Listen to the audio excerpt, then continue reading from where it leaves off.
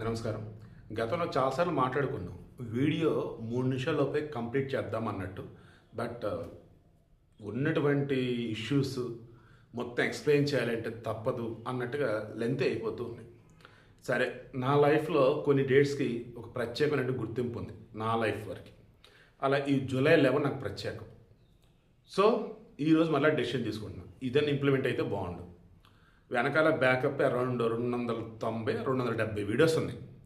నా దేశంలో కనీసం 100 వీడియోలైనా స్టేల్ అయిపోయాయి.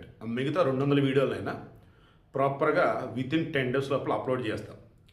అవి కొంచెం లెంతీగా ఉంటాయి. నేను ఇక నుంచి ఇచ్చేవి మాత్రం మ్యాక్సిమం 3 minutesలోనే కంప్లీట్ చేస్తాను. ముందుగా వియత్నాంలో జరిగిన ఘోర ప్రమాదం, ఫూక్వికా అని చెప్పేసి ఒక దీవి లాంటిది అనుకోండి ప్రాంతం. వియత్నాంకి మన 2 తెలుగు రాష్ట్రాల నుంచి, దక్షిణ భారతదేశం నుంచి అప్రాక్సిమేట్లీ 250 మంది ఈ వియత్నాం టూర్కి వెళ్ళారంట. అందులో మనం అనుకున్న దీవి దగ్గర అప్రాక్సిమేట్లీ 47 మంది ఒక బోట్లో వెళ్తున్నారు.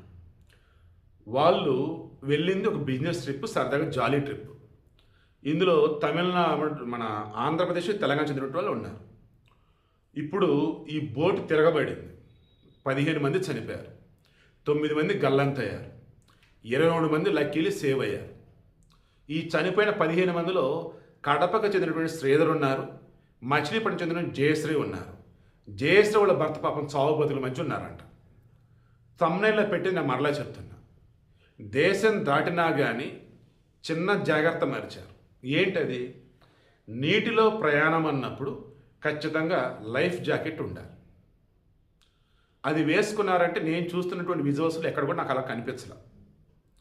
దానివల్లనే బోటు తిరగబడగానే కిందకి వెళ్ళిపోయారు. వాళ్ళ మీద బోటు పడతామో లేదన్నప్పుడు నీళ్ళల్లో ఉండి ఊపిరాడ చనిపోవడం ఒకళ్ళు చనిపోయారు. మిగతా కొంతమంది అక్కడ ఉన్న వాళ్ళు కాపాడారు. మన నారా లోకేష్ రంగంలోకి దిగారు. ఇమీడియట్గా ఎంబసీ వాళ్ళతో మాట్లాడారు. తక్షణ సహాయం అంటే ఎంతవరకు బెస్ట్ చేయగలుగుతారు చేయండి, మేమున్నాం, మేము చూసుకుంటాం అని చెప్పారు. ఇది కూటమి గవర్నమెంట్ అంటే. ఇక డీటెయిల్స్ అన్నప్పుడు ఎంబసీ వాళ్ళతో డిస్కస్ చేస్తున్నారు. ఈ వియత్నాం ట్రిప్ లావా మొబైల్స్ వాళ్ళది అంటున్నారు. ఆ డీలర్లు ఎవరైతే ఉన్నారో వాళ్ళని తీసుకెళ్ళారని అంటున్నారు.